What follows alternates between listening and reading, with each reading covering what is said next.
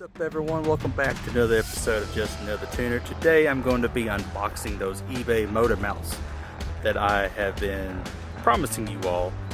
I bought them a couple weeks ago. If you follow me on Instagram, you would have seen the post. But today we're going to pull them out and check them out. So here is the box that they came in. They arrived pretty safe from what I could tell, except there is a little tear on the side, but we won't hold that against nobody.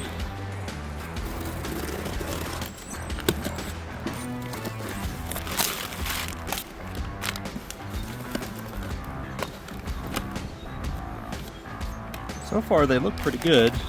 Just the plastic, they're all sealed. So let's get them out of this plastic and we'll see what they really look like.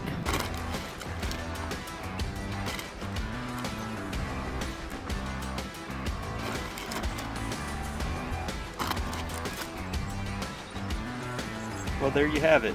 That's what they look like. They feel pretty good, so I think they'll work good. What do you all think?